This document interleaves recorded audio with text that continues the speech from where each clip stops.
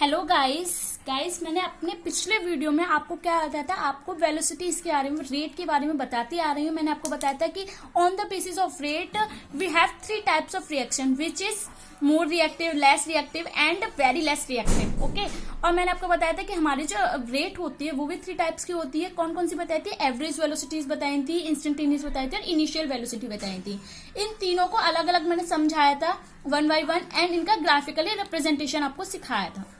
तो फ्रेंड्स, अब तक हम रेट पढ़ते आए और मैंने आपको बताया था कि कोई भी केमिकल रिएक्शन के लिए रेट बहुत ज्यादा इंपॉर्टेंट होता है। On the basis of rate we can find the how many time the reaction will be complete और नॉट। ओके, और हमें इंडस्ट्रियल पर्पज से देखना होता है तो हमें रेट जानना बहुत ही आवश्यक होता है। अब जब हम रेट जान रहे हैं, सपोज दैट हम इंडस्ट्री में किसी भी सामान को, किसी भी प्रोडक्ट को बना रहे हैं, अब जब तक हमें उसका रेट नहीं पता होगा तो हमें कैसे पता चलेगा कि ये रिएक्शन कितनी देर में कंप्लीट हो जाएगी, तो प्रोडक्ट जो हमें कितनी देर में प्राप्त होगा, है ना। और अगर हमें कुछ ऐसे फैक्टर्स पता है, कुछ ऐसे कारण पता है जिससे क्या है, जिससे उसका रेट जो है कम हो सकता है या ज्यादा हो सकता है। अगर ज्यादा हो सकता है तो हम क्या करेंगे, हम उसे ज्यादा जल्दी यानी कि उसका रेट को बढ़ाने की कोशिश करेंगे, जिससे हमें क्या होगा, जिससे हमें जल्दी ही प्रोडक्ट प्राप्त हो जाएगा, है ना।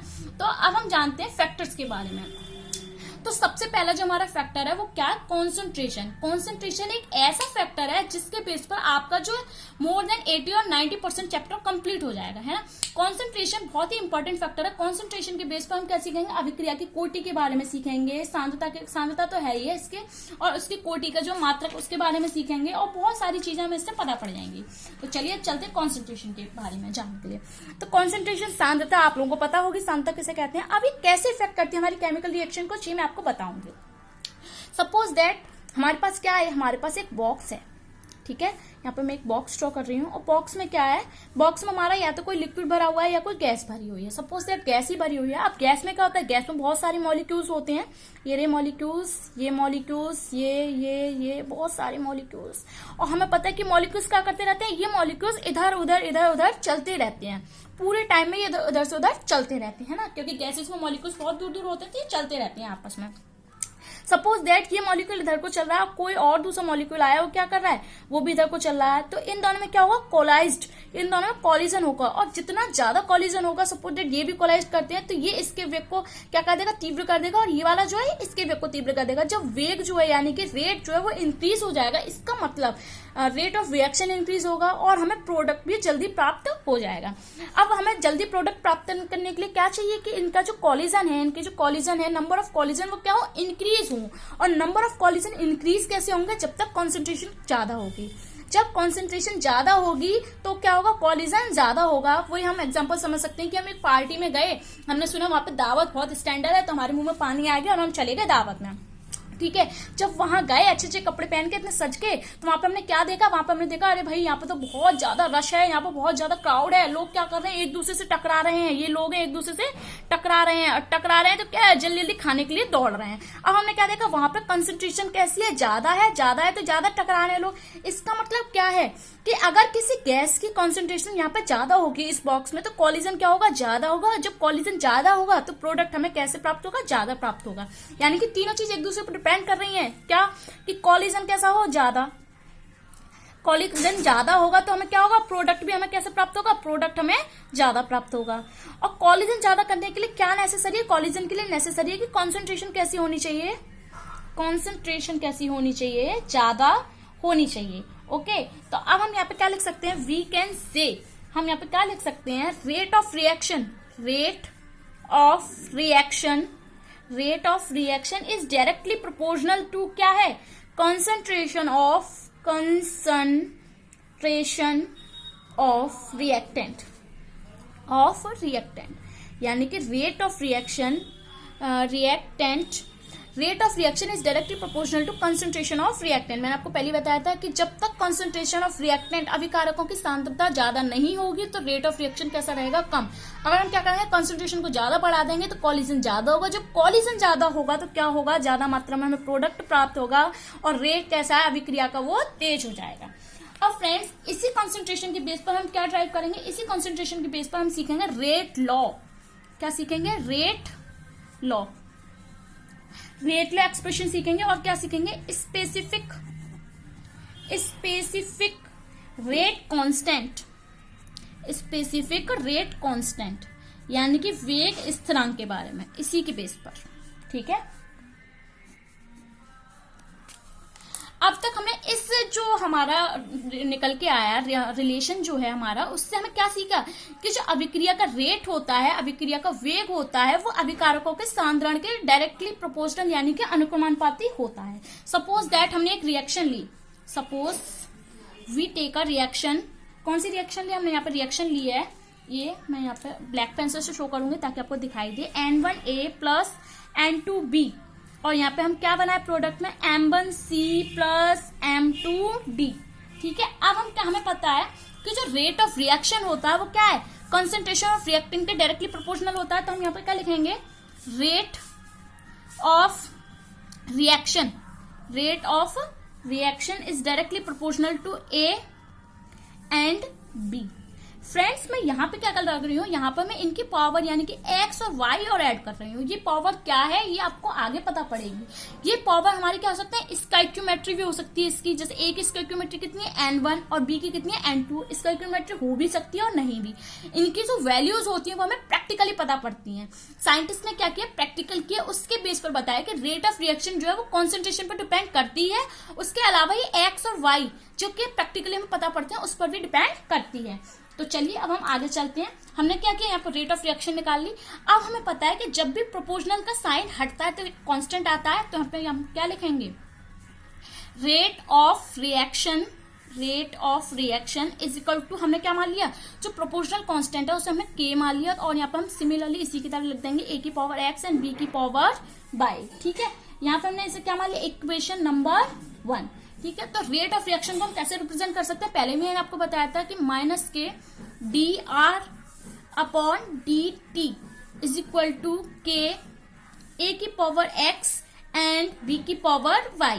फ्रेंड्स, आप इस डाउट में होंगे कि कभी मैं डेल यूज करती हूँ तो कभी मैं डी यूज करती हूँ, तो इससे आप डाउट में पढ़िए। ये हमें क्या रिप्रेजेंट कर रहा है, बस इंस्टेंटेनियस एवरेज वेलोसिटी। यहाँ पे है तो इसका मतलब सूक्ष्म टाइम पीरियड ही है ना, बहुत सूक्ष्म अंतराल, बहुत सूक्ष्म डिफरेंस ही तो है। तो इससे आप कोई डाउट क्रिएट मत कीजिए, बस जो मैं आपको बता रही हूँ उसको इजिली समझते जाइए।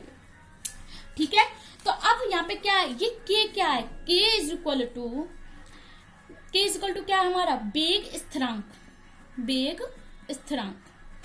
ठीक है, k इज इक्वल टू क्या निकल के आया, स्पेसिफिक रेट कांस्टेंट है ना। और जो हमारी इक्वेशन 2 है इसे हम इक्वेशन 2 मान लेते हैं। इसको हम क्या बोलते हैं, इक्वेशन 2 को हम अवकल वेग समीकरण बोलते हैं, यानी कि डिफरेंशियल रेट इक्वेशन। ठीक है, इसको हम क्या बोलते हैं, डिफरेंशियल रेट इक्वेशन। अब हम क्या कर रहे हैं, अब आगे आप समझिए। सपोज दैट इन इक्वेशन 1 में हमने क्या किया, इक्वेशन 1 में हमने क्या किया, a इज इक्वल टू मान लिया 1 है ना, और v इज इक्वल टू क्या मान लिया 1, यानी कि concentration of a and concentration of v को हमने क्या मान लिया 1 मान लिया है ना। सो फिर क्या हो जाएगा, rate of reaction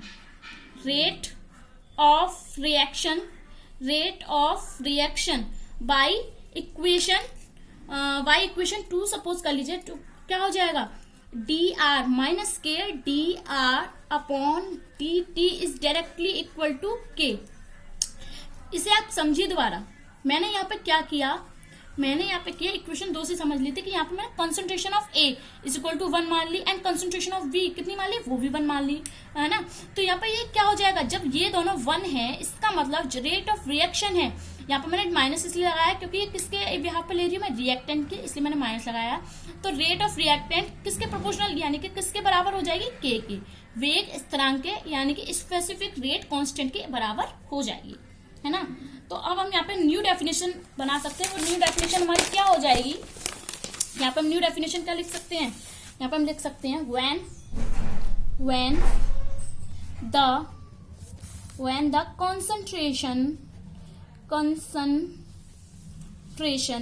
the concentration of reactant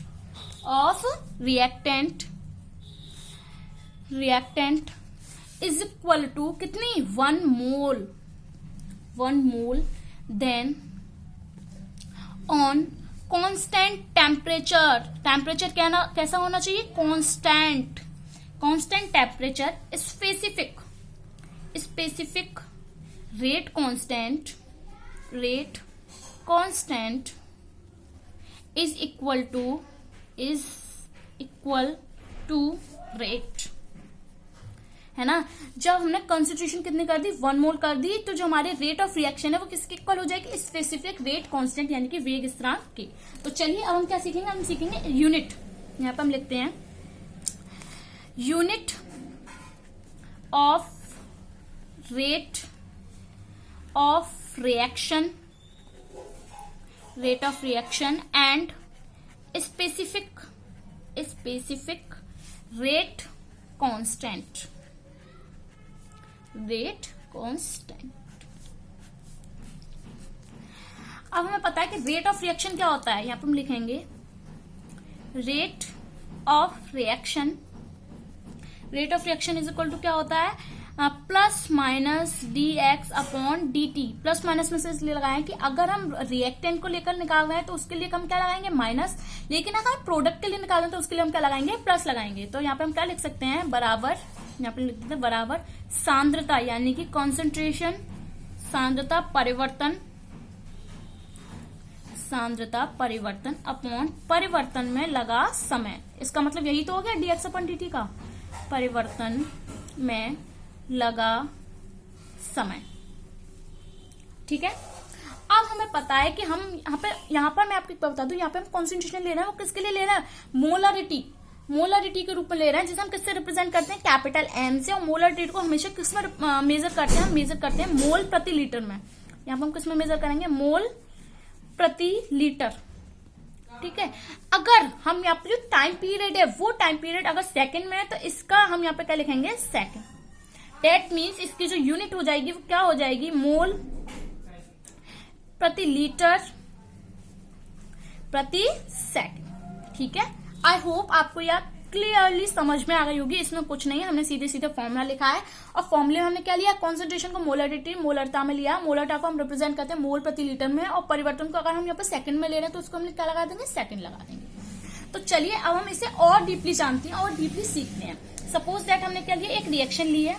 reaction कैसी है हमारी, एक्स ए प्लस वाई बी। एक्स और वाई यहाँ पे क्या है, स्टोइकियोमेट्रिक, किसकी, ए की और बी की। यहाँ पे हमें क्या मिल गया, प्रोडक्ट। कोई भी रिएक्शन होगी तो प्रोडक्ट तो मिलेगा ही। तो इस कंडीशन में जो रेट ऑफ रिएक्शन है वो क्या है, rate of reaction. Rate of reaction क्या होगा, के ए की पावर एक्स और बी की पावर वाई। यहाँ पर हमने ये मान लिया है कि जो एक्स और वाई हो क्या, स्टोइकियोमेट्रिक के बराबर हैं। ठीक है, तो अब यहाँ पे हम क्या करेंगे, रिएक्शन की रेट क्या होती है, सांद्रता, सांद्रता, सांद्रता और समय, सांद्रता बट्टे समय। ये रेट का जो यूनिट थी यही तो थी, सांद्रता बट्टे समय। बराबर क्या है, के ए को क्या है, हम यहाँ पे सांद्रता ही तो मानेंगे, तो सांद्रता की पावर कितनी, एक्स, और बी भी क्या है यहाँ पे, कॉन्सेंट्रेशन, तो यानी कि सांद्रता की पावर वाई। ठीक है, अब हमें पता है कि जब मल्टीप्लीकेशन में जो पावर होता है उनका क्या हो जाता है, एडिशन हो जाता है। तो हम यहाँ पे क्या लिख सकते हैं, के, और यहाँ पे लिखेंगे सांद्रता। ठीक है, सांद्रता की पावर x प्लस वाई। ठीक है, तो जो k की यूनिट आएगी यानी कि unit of k specific rate constant is equal to क्या हो जाएगा, सांद्रता। ठीक है, सांद्रता अपॉन समय, समय का क्या इनवर्स, अपॉन यहाँ पे क्या आएगा, अपॉन यहाँ पे आएगा सांद्रता की पावर कितनी, x प्लस वाई। ठीक है, तो हमें k की यूनिट चाहिए तो हम कैसे लिख सकते हैं, इसे सांद्रता है तो यहाँ पे क्या हो जाएगा, सांद्रता, सांद्रता, और यहाँ पे हम क्या लिख सकते हैं, इसे 1 माइनस x प्लस वाई लिख सकते हैं कि नहीं। ये क्या है, डिवीजन में है, डिवीजन में क्या होता है, जो पावर्स होते हैं उनका सब्ट्रैक्शन हो जाता है। तो यहाँ पे 1 माइनस एक्स प्लस वाई मैंने लिख दिया इनटू समय का इनवर्स। ठीक है, अब यहाँ पर x plus y important term, यहाँ पर x प्लस वाई क्या है, अभिक्रिया की कोटि। यहाँ पे हम क्या लिखेंगे, इससे कोटि, जिसके बारे में मैं आपको आगे बताऊंगी। ये क्या है, अभिक्रिया की कोटि। तो अब यहाँ पे हम k का जो मात्रक है आगे निकालते हैं। k का जो मात्रक होगा, k की यूनिट, यहाँ पे हम लिखते हैं unit of k is equal to क्या होगा, सांद्रता। वो मैं आपको बताती हूँ, सांद्रता को हम किसमें मेजर करते हैं, सांद्रता को मोल प्रति लीटर में। तो मोल प्रति लीटर यानी कि इनवर्स, और इसकी पावर क्या थी, 1 माइनस x प्लस वाई को मैं यहाँ पे किससे डिनोट कर रही हूँ, n से, n, और अगर मैंने समय को सेकंड में लिया तो सेकंड इनवर्स। ये क्या निकल के आई, मेरी यूनिट निकल के आई किसकी, k की, स्पेसिफिक रेट कांस्टेंट की यूनिट निकल के आ गई है मेरी। यहाँ पे मैंने इसे बॉक्स में बंद कर दिया। ठीक है, तो आई होप आपको ये अच्छे से समझ में आ गई होगी। तो अब हम क्या कर सकते हैं, अब वेग कांस्टेंट यानी कि जो स्पेसिफिक रेट कांस्टेंट है उसके हम कैरेक्टरिस्टिक्स, उसके गुणों को पढ़ते हैं। तो फर्स्ट कैरेक्टरिस्टिक क्या है इसका, वेग स्थिरांक का मान बढ़ने पर अभिक्रिया का वेग बढ़ता है, यानी कि रेट प्रोपोर्शनल किसके है, रेट कांस्टेंट के, कांस्टेंट के। आप देख सकते हैं यहाँ पे, आप देखिए यहाँ पर रेट ऑफ रिएक्शन जो किसके बराबर आ रहा है, के के बराबर आ रहा है, यानी कि क्या है, अगर के की वैल्यू बढ़ती है तो रेट ऑफ रिएक्शन क्या होगा, इंक्रीजेस, वो भी बढ़ेगा। ठीक है, अब हम पढ़ते हैं सेकंड पर। सेकंड हमारी जो कैरेक्टरिस्टिक्स है वो क्या है कि जो रेट यानी कि वेग स्थिरांक स्पेसिफिक रेट कांस्टेंट है उसकी वैल्यूज टेम्परेचर बढ़ने पर बढ़ती है। क्यों, क्योंकि मैं आपको बताऊं कि टेम्परेचर जो है अगर इंक्रीज होता है तो हमारी रेट भी क्या होगी, इंक्रीजेस होगी, रेट इंक्रीजेस। और अगर रेट इंक्रीज होती है तो मैं आपको पहले बताया कि रेट जो है वो रेट कांस्टेंट के प्रोपोर्शनल होता है, इसका मतलब जो हमारा रेट कांस्टेंट है वो भी क्या होगा, इंक्रीज होगा। थर्ड कैरेक्टरिस्टिक्स है वो वेग स्थिरांक की जो वैल्यू होती है वो क्या है, उसका वैल्यू तथा उसकी यूनिट अभिक्रिया की कोटि पर निर्भर करती है। यहाँ पर हम देख सकते हैं वेग स्थिरांक यानी कि यूनिट ऑफ के किस पर डिपेंड कर रही है, एन पर, और एन क्या है, एन इज इक्वल टू, यहाँ पर मैं लिख देती हूँ, एन इज इक्वल टू अभिक्रिया की कोटि। ठीक है, आपको ये भी समझ में आ गए होंगे। तो चलिए, अगर हम इतनी सारी बातें कोटि की कर रहे हैं तो अब हम जान लेते हैं कोटि के बारे में। कोटि को इंग्लिश में बोलते हैं ऑर्डर ऑफ रिएक्शन। अब हम लिख सकते हैं ऑर्डर ऑफ रिएक्शन। फ्रेंड्स, मैं आपको बता दूं कि अगर कोई भी केमिकल रिएक्शन होती है तो वो एक स्टेप में नहीं हो जाती। अगर यहाँ पे हम क्या करते हैं, रिएक्टेंट्स के बहुत सारे मॉलिक्यूल्स होते हैं तो जरूरी थोड़ा है कि सारे मॉलिक्यूल्स एक साथ कोलाइज करें और एक साथ कोलिजन करके क्या बनाए, प्रोडक्ट बनाए। नहीं, ऐसा नहीं होता। जो हमारी रिएक्शन होती है वो बहुत सारे स्टेप में होती है। अब क्या हो सकता है, पॉसिबिलिटी ये भी हो सकती है कि हमने सपोज किया कि हमारा जो रिएक्टेंट है उसके कितने मॉलिक्यूल है, एन मॉलिक्यूल हैं, लेकिन अगर ये भी हो सकता है कि सारे एन मॉलिक्यूल्स में से सभी पार्टिसिपेट ना करें, यानी कि रिएक्शन के दौरान सभी मॉलिक्यूल्स की जो सांद्रता है उसमें चेंज ना हो। यहाँ पे मैं आपको एक बात क्लियर करना चाहती हूँ कि अभिक्रिया की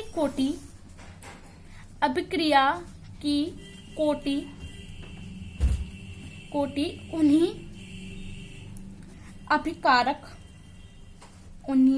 अभिकारक की सांद्रता पर निर्भर करती है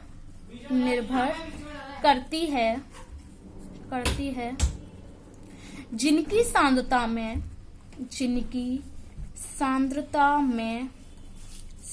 में रिएक्शन के दौरान परिवर्तन होता है।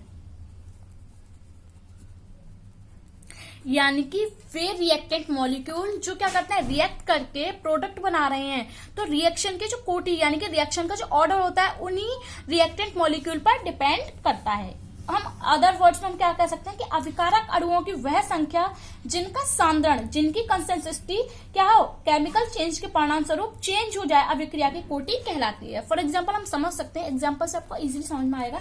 यहाँ मैंने एग्जांपल लिया कि Na प्लस Nb और ये रिएक्ट करके क्या बना रहे हैं, प्रोडक्ट बना रहे हैं। ठीक है, प्रोडक्ट बना रहे हैं। अब क्या है, हमने सपोज किया कि ए और बी दोनों जो रिएक्टेंट है दोनों के कंसंट्रेशन में चेंज होता है रिएक्शन के दौरान। तब क्या होगा, तब किसी पल पर हमने किसी क्षण पर क्या किया, अभिक्रिया का वेग यानी कि रेट ऑफ रिएक्शन हमें पता है रेट ऑफ रिएक्शन किसके प्रोपोर्शनल होती है, ए की पावर n और इंटू बी की पावर m। यहाँ पे हम इसे m मान लेते हैं, स्टोइकियोमेट्री है। ठीक है, तो यहाँ पे प्रोपोर्शनल हटेगा तो क्या आएगा, यहाँ पे k आएगा। मैं आपको पहले बता चुकी हूँ, क्या हो जाएगा, a की पावर n, पावर को बाहर लिखते हैं, और b की पावर m। ठीक है, तो यहाँ पर जो n प्लस m होगा यही तो होगी अभिक्रिया की कोटि। ये कोटि कब है, ये सम कब है, तब जब ए और बी दोनों की कॉन्सेंट्रेशन क्या हो रही है, चेंज हो रही है रिएक्शन के दौरान। सपोज दैट अगर ए की कॉन्सेंट्रेशन चेंज नहीं होती तो हम यहाँ पे एन को ऐड नहीं करते। अभिक्रिया की कोटि यानी कि ऑर्डर ऑफ रिएक्शन उन्हीं पर डिपेंड करता है, उन्हीं रिएक्टेंट पर डिपेंड करता है जिनका क्या है, जिनमें चेंज हो रहा हो, जिनके कॉन्सेंट्रेशन में। अगर कॉन्सेंट्रेशन में चेंज नहीं होगा तो कोटि उन पर डिपेंड नहीं करेगी। ठीक है, अब हम यहाँ पे क्या लिख सकते हैं, if n plus m is equal to 0, यानी कि कोई ऐसी रिएक्शन हो सकती है जिनकी में क्या हो, जिनमें किसी भी रिएक्टेंट के कॉन्सेंट्रेशन में चेंज ही ना हो रहा हो। जब कॉन्सेंट्रेशन में चेंज नहीं होगा तो उसका जो ऑर्डर होगा, ऑर्डर ऑफ रिएक्शन इसका क्या होगा, 0। दैट मीन्स ये जो अभिक्रिया होगी वो कैसी हो जाएगी, शून्य कोटि की। आगे हम इन्हें पढ़ेंगे शून्य कोटि की अभिक्रियाओं को, तो बहुत सारे एग्जाम्पल्स भी आएंगे। ठीक है, अब हम क्या करें, अगर n plus m is equal to क्या हो, 1, यानी कि दोनों का सम अगर 1 के बराबर हो तो ऑर्डर कितना हो जाएगा, 1, यानी कि जो रिएक्शन होगी वो कैसी होगी, प्रथम कोटि की। ठीक है, अगर n plus m is equal to क्या हो, 2 हो तो ऑर्डर कैसा हो जाएगा, 2 हो जाएगा, तो अभिक्रिया होगी द्वितीय कोटि की। यानी कि अतः हम क्या कह सकते हैं, अभिक्रिया की कोटि अभिक्रिया के वेग निर्धारण में प्रयुक्त हुए अभिकारक पदार्थों के सांद्रता की घातों के बीजगणितीय योग के बराबर होती है। यानी कि जिन भी रिएक्टेंट में चेंज होता है उनकी जो पावर्स होंगी उनके सम के बराबर होगी, किसकी, ऑर्डर ऑफ रिएक्शन उनके बराबर होगा। ठीक है, तो आपको ये अच्छे से समझ में आ गया होगा। अब हम क्या करेंगे, यहाँ पे मैंने निकाला था यूनिट ऑफ के निकाला था, इसके बेस पर हम क्या सीखेंगे, इसके बेस पर हम निकालेंगे यूनिट। किसके लिए यूनिट निकालेंगे, जब क्या हो, अभिक्रिया शून्य कोटि की हो तो उस टाइम पर जो के की यूनिट होगी वो क्या होगी, जब प्रथम कोटि की हो तब क्या होगा, और जब द्वितीय कोटि की हो जब क्या होगा। ठीक है, यहाँ पे मैंने आपको बता ही दिया एन। तो चलते हैं यहाँ पर हम फिर से लिखते हैं यूनिट ऑफ के। ठीक है, यूनिट ऑफ के बराबर हमारा क्या था, मोल प्रति लीटर। ठीक है, लीटर इनवर्स था ये, लीटर इनवर्स 1 माइनस n, और ये सेकेंड इनवर्स। ठीक है, अब सपोज किया केस फर्स्ट में हम क्या कर रहे हैं, केस फर्स्ट में जो n है वो कैसा है हमारा, 0, तो यूनिट क्या होगी, यूनिट ऑफ के, यूनिट ऑफ के। तो यहाँ पर हम वैसे लिखेंगे मोल प्रति लीटर का क्या हो जाएगा, ये इनवर्स। ठीक है, और ये n बराबर 0 तो यहाँ पर 1 ही रह गया, और ये सेकेंड इनवर्स। दैट मीन्स हम क्या लिख सकते हैं, मोल, ठीक है, प्रति लीटर। ठीक है, और ये सेकंड। ये किसके लिए यूनिट हो गई, जब अभिक्रिया शून्य कोटि की हो, यानी कि n बराबर कोटि कैसी हो, 0 हो, तो उस टाइम में जो इसकी यूनिट होगी वो कैसी हो जाएगी, मोल प्रति लीटर सेकंड। तो चलिए अब हम बात करते हैं सेकंड केस की। सेकंड केस में क्या होगा, सेकंड केस में जो n होगी हमारी, n बराबर क्या होनी चाहिए, n बराबर होगी वो 1। हम प्रथम कोटि के लिए मान रहे हैं, n बराबर क्या है, 1 है। तो इस केस में हम निकालेंगे, यहाँ पर हम निकालो यूनिट ऑफ के। यूनिट ऑफ के बराबर क्या होगी, वही मोल। ठीक है, मोल प्रति लीटर, यानी कि लीटर का क्या, इनवर्स, और ये 1 माइनस 1, और ये सेकेंड इनवर्स। अब 1 माइनस 1 दैट मीन्स 0 है ना, तो यहाँ पर हम क्या लिख सकते हैं, मोल प्रति लीटर, और ये 0, और ये सेकेंड इनवर्स। फ्रेंड्स मैं आपको बता दूं कि जिस किसी की भी पावर 0 होती है तो उसकी वैल्यू कितनी होती है, 1। ठीक है, इनटू सेकेंड इनवर्स। तो यहाँ पर यूनिट ऑफ के क्या निकल के आएगी, यूनिट ऑफ के इज इक्वल टू 1/2। ये किस केस में निकल के आई, जब अभिक्रिया कैसी हो हमारी, प्रथम कोटि की, यानी कि कोटि कैसी हो, रिएक्शन की 1। तो हम बात करते हैं थर्ड केस की।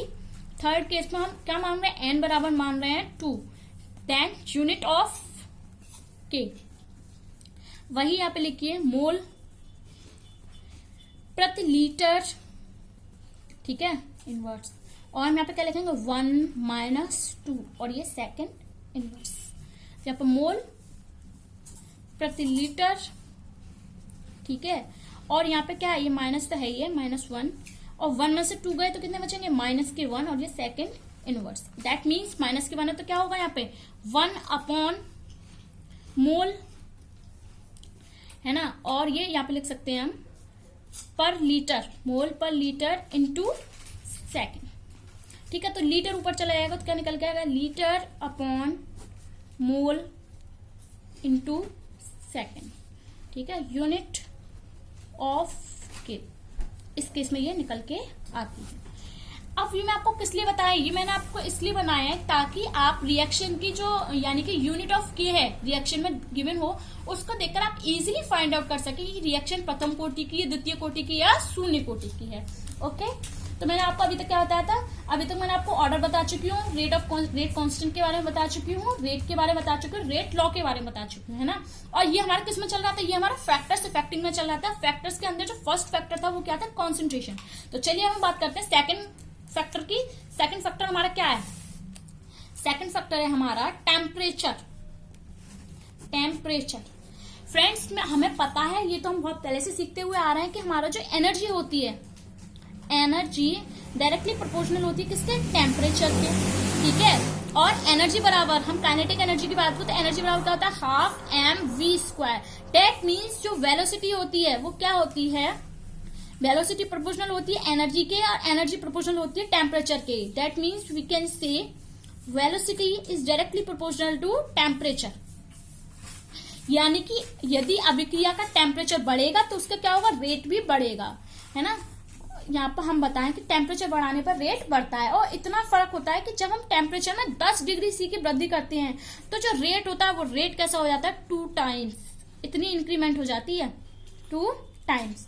अब मैं आपको एक डेफिनेशन बताऊं कि हम क्या करें, किसी भी अभिक्रिया का दो अलग अलग टेम्परेचर हम क्या निकालें, स्पेसिफिक रेट कांस्टेंट, तो उनका जो रेशियो हो जाएगा वो क्या कहलाएगा, वो तापीय गुणांक कहलाएगा। सपोज दैट मैंने 25 डिग्री सी, ठीक है, 25 degree C and 35 degree C पर हमने क्या फाइंड किया, के फाइंड किया। तो मैं यहाँ पे क्या है, के डिग्री, यहाँ पे के लिख लीजिए, के 35 डिग्री सी पर, और मैंने इनका रेशियो निकाला है के 25 डिग्री सी पर। तो इनका जो रेशियो वही क्या हो जाएगा, वही हो जाएगा हमारा तापीय गुणांक, तापीय गुणांक, ठीक है।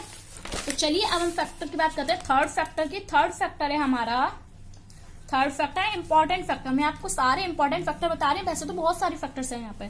तो थर्ड फैक्टर है हमारा प्रेशर। हमें पता है कि जब भी हम किसी रिएक्टेंट मॉलिक्यूल पर प्रेशर डालते हैं तो वो क्या होंगे, पास पास आ जाएंगे, है ना। प्रेशर डालने पर रिएक्टेंट मॉलिक्यूल कैसे पास पास आएंगे। सपोज दैट हमने कॉपी को प्रेशर डाल, तो प्रेशर पर क्या हो जाएगा, ये कॉपी अंदर दब जाएगी। इसका मतलब इसके चारों ओर के जो मॉलिक्यूल्स होंगे वो कैसे हो जाएंगे, पास पास आ जाएंगे। जब कोई चीज पास पास आ जाएगी दैट मीन्स क्या है, जो उसका जो वॉल्यूम है, उसका जो आयतन है वो घट जाएगा। यहाँ पे हम लिख सकते हैं कि आयतन घट जाएगा, प्रेशर बढ़ाने पर आयतन घट जाएगा। जब आयतन घट जाएगा तो क्या होगा, कॉन्सेंट्रेशन बढ़ जाएगा, है ना। कॉन्सेंट्रेशन क्या हो जाएगा, बढ़ जाएगा। और मैं आपको पहले बता चुकी हूँ, जब कॉन्सेंट्रेशन बढ़ जाएगी दैट मीन्स कॉलिजन कैसा होगा, कॉलिजन ज्यादा होगा। और जब कॉलिजन ज्यादा होगा तो हमें प्रोडक्ट कैसा प्राप्त होगा, हमें प्रोडक्ट ज्यादा प्राप्त होगा, प्रोडक्ट ज्यादा प्राप्त होगा, ज्यादा। तो हम डायरेक्टली कह सकते हैं कि rate of reaction is directly proportional to pressure.